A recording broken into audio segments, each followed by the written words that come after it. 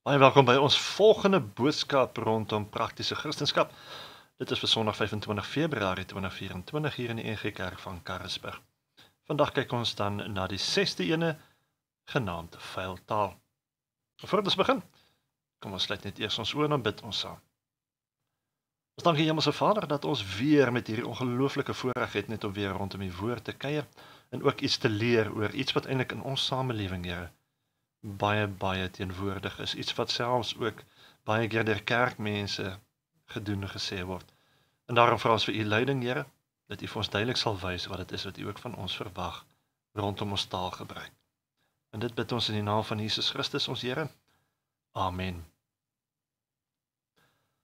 Nou, ons het afgeskop met 'n nuwe reeks genaamd Praktiese Christendom, waarin ons kyk na alledaagse dinge waarmee ons te doen kry, en ook kyk na wat die Bybel daaroor te sê het, want dan weet ons hoe ons veronderstel is om op te tree teenoor hierdie dinge, en ook baie keer hoe om die temptasies wat deur hierdie goed gebring word te kan weerstaan.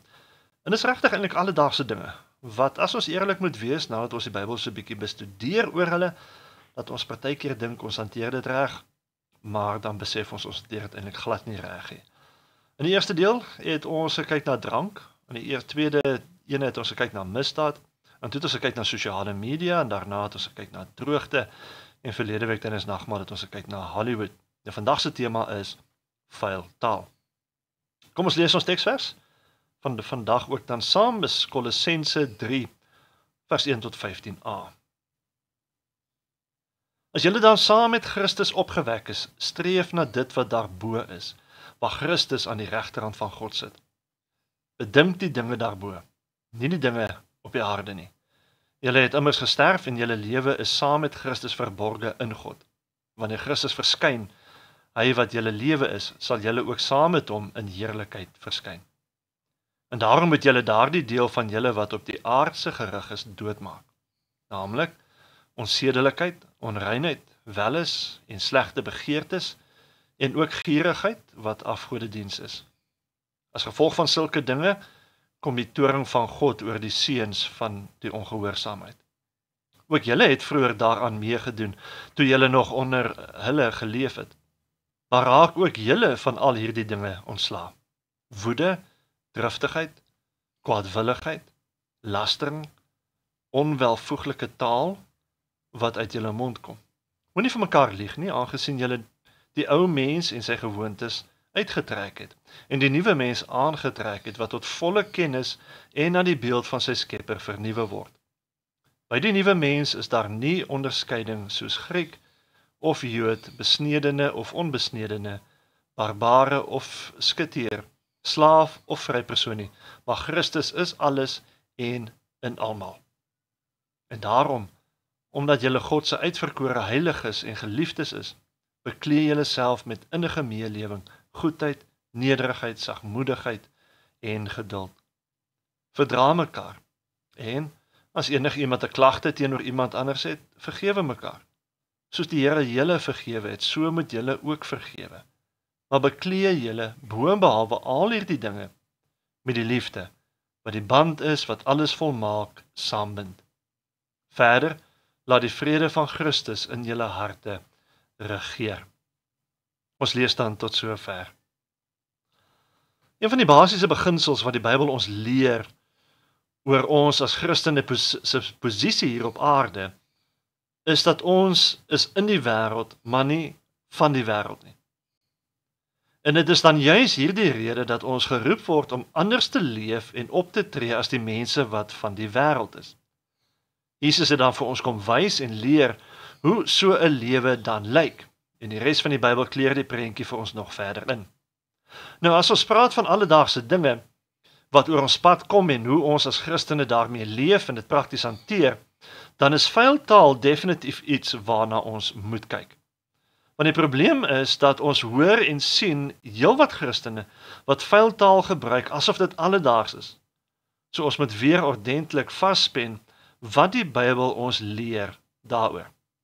Nou Jakobus 3 sê die volgende: die tong is ook 'n vuur, 'n wêreld van ongeregtigheid.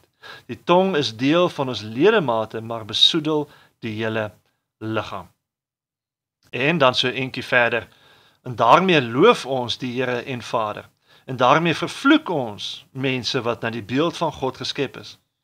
In dieselfde mond kom seën en vervloeking. Dit, my broers, behoort nie so te wees nie. So duidelik is dit iets wat nie by ons as Christene hoort nie. Maar as ons nou praat van vuil taal of vloek, wat verstaan ons daarmee? In vandag se terme is baie mense se verstaan van vloek, is dat dit sekere woorde is wat deur die kultuur of die woordeboek aanvaar word as 'n lelike vloekwoord. Maar interessant is dat die Bybel, is dit eerder meervuldige vorms van praat, meer as net die vloekwoorde. In die Bybel, selfs om lelik oor iemand te praat, of om valse dinge oor iemand te versprei, word ook gesien as om iemand te vloek. En so is lastering ook vloek. So is dit om 'n vloek uit te spreek oor iemand ook deel van vloek. Dit sluit enige vuil taal ook in, soos afbrekende woorde wat jy dalk mag gebruik teenoor iemand, of onwelvoeglike woorde wat jy gebruik. Kolossense 3 vers 1 tot 15 se redenasie is, dat as jy 'n Christen is met die Heilige Gees binne jou, leef dan so dat selfs ook die woorde wat jy gebruik, die taal wat uit jou mond uitkom, dat dit alles vir Christus weerspieël. Nou jy kan allerhande verskoning soek. Jy kan blaam probeer verplaas na iemand anders, wat ook al. Maar wat ook al uitkom met jou mond, wys wat in jou hart is. Lukas 6 vers 45 sê die volgende: 'n goeie mens bring die goeie tevoorskyn uit die goeie skatkamer van sy hart, en 'n slegte mens bring die slegte voort uit die slegheid wat in hom is. Want waar die hart van vol is, loop die mond van oor. Soos jy wil weet wat se soort Christen iemand is, kyk na sy taalgebruik. En soos wat ons uitgeklaar het, dis nie net vloekwoorde nie. Dis ook lastering oor iemand, dis enige afbrekende taal, vuil grappe, leuns ensovoorts. God se woord sê dat ons onsself moet bekleë met al die mooi dinge, soos innige meelewing, goedheid, nederigheid, sagmoedigheid, geduld ensovoorts. Vers 15a sê dat ons moet die vrede van Christus in ons harte laat regeer. So laat ek die vraag vra. As Christus se vrede in ons harte regeer, sal daar dan vloekwoorde uitkom, of lastering, of afbrekende woorde, of vuilgrappe en leuns? Nee, natuurlik nie. So as hierdie verkeerde dinge wel uit ons mond uitkom, dan weet almal van ons mos dat jy eintlik nie die vrede van Christus in jou hart het nie. OK, ek verstaan. Daar's tye wat jy gefrustreerd raak, wat jy moeg raak, wat jy baie kwaad raak. Daar's tye wat dit sommer alles saam druk op jou. En glo my, ek het al heelwat Christene gehoor wat vir my sê, maar dominee, jy verstaan nie, hulle maak jou so kwaad. Of dominee, dis die enigste taal wat hulle verstaan. Regtig? As die lewe jou so erg druk, wat kom uit? Want ek kan vir jou sê, dat wat Christene betref, gaan daar een van twee dinge gebeur. Of jy gaan meer en meer, al is dit hoe moeilik, meer soos Jesus optree en praat, soos hy praat, wanneer die lewe druk, of jou Christelike masker gaan afval, en die lelike goed wat in jou hart is, gaan dan uitkom, en hulle self wys.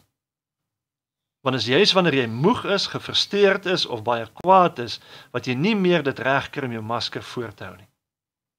Buitendien, jou Christenskap word nie getoets wanneer dinge maklik of lekker is nie. Dit word juis getoets wanneer die lewe druk en op sy ergste is. Dis waar jou Christenskap veral jy dit moet uitleef. En daarom, soos wat ek by die boodskap oor sosiale media gesê het, pas op daarom dit wat jy in jou hart insit.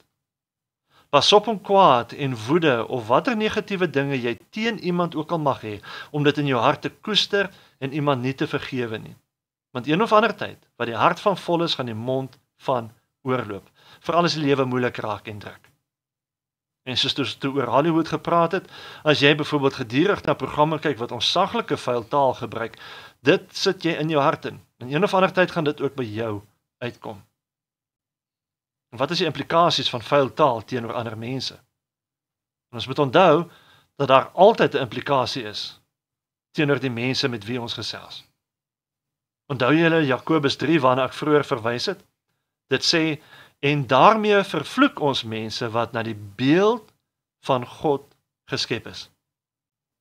Enige vuil taal of vloekwoorde wat jy gebruik teenoor enige iemand is gemik teen mense wat na die beeld van God geskep is. Met ander woorde, dis indirek eintlik teen God gemik.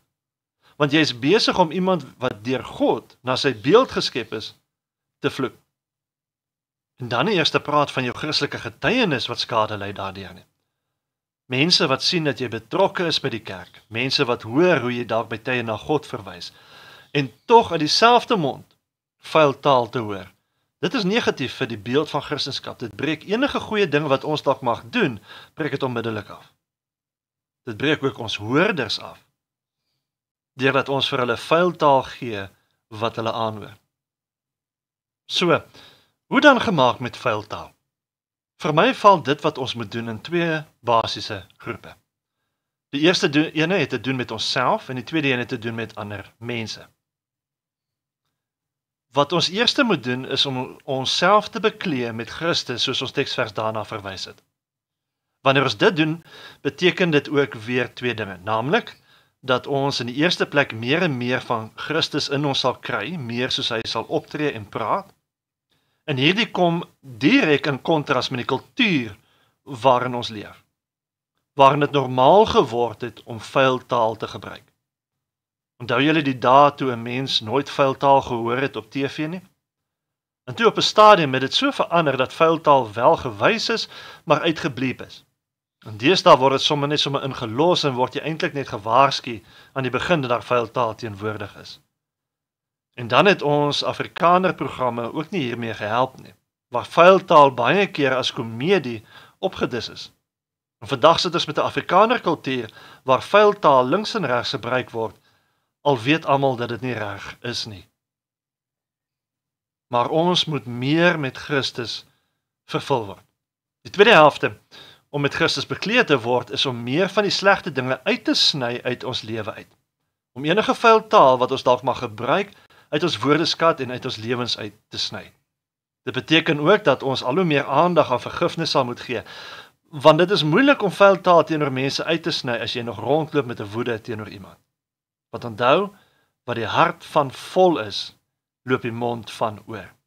En 'n hart vol woede en onvergewensgesindheid loop oor van vuil taal teenoor ander mense. Wat ons dan moet doen nadat ons onsself met Christus bekleed, is om mekaar verantwoordelik te begin hou vir die taal wat ons gebruik. En as ons sê verantwoordelik vir vuil taal, dan bedoel ons nie net vloekwoorde nie, maar alles wat daarbey ingesluit is, soos wat die Bybel dit verstaan. Nou, hoekom is dit so belangrik? Want behalwe dat elke lidmaat beloof het dat ons mekaar sal help om op die regte pad te bly die dag toe ons lidmate geword het, is dit ook belangrik, want as dit nie gaan doen nie, kan ek julle nou al sê, dinge gaan nie verander nie. Let wel, ek bedoel dat ons mede-lidmate verantwoordelik hou, nie ander mense wat nie Christene is nie, maar dat wanneer jy mede-Christene van die gemeente hoor vuil taal gebruik, selfs lasterlike taal of die afbrekende taal of wat ook al, maar dat wanneer jy hulle dit gehoor gebruik om aan hulle aan te spreek daaroor. Maar nie deur op hulle te skel nie, ek bedoel, dit is dieselfde as wat hulle dan doen. Maar ek kan hulle byvoorbeeld vra, die woorde wat jy nou gespreek het, sal Jesus dit ook sê? En dan dit op te volg met 'n aanmoediging dat hulle moet probeer om dit nie meer so te doen en te sê nie.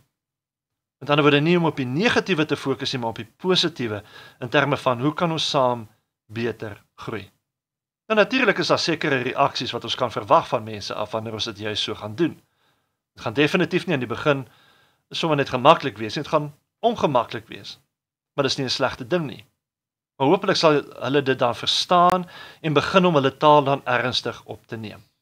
Maar dan sal seker van ons lidmate van hulle wees wat 'n grap daarvan sal probeer maak, ander gaan jou dalk aanvat omdat jy dit vir hulle uitwys. Maar wat ook al hulle reaksie gaan wees, ons moet follow en vas bly staan oor ons as Christene se taalgebruik. Deur dit te doen, bring ons dit onder mekaar se aandag en hulle gaan dan begin dink daaroor. En dit is die enigste manier hoe ons dit gaan verander. Vuil taal in ons gemeenskap is nie meer net 'n persoonlike issue nie. Dit gaan 'n gesamentlike poging vat van die gemeente om dit te verander. So kom ons stel die regte voorbeeld en help mekaar om daarop te let. En dan stadig gaan ons hopelik die verandering sien kom. Enige lidmaat wat sy Christendom ernstig vat, sal verander, wat ook sy taalgebruik betref. Amen. Kom ons bid saam. Ons dank die Here dat U die almagtige God is, wat ook vir ons, Here, kom net herinner, deur U woord, in terme van die dinge wat ons sê. Want Here, as U in ons woon, is ons hart veronderstel om oor te loop daarvan. En tog onderdruk ons dit baie keer eerder, omdat ons eerder nog wil gehoor gee aan ons sondige aard. Here, en dan is daar woorde wat uitkom, wat nie moet uitkom nie. Vloekwoorde, afbrekende woorde, Here, sarkasme, wat dit ook al mag wees, Here, vergewe ons daarvoor, maar help ons. Nie net deur U Gees nie, maar ook deur ons medegelowiges, om dit ernstig op te vat, en 'n verandering te maak.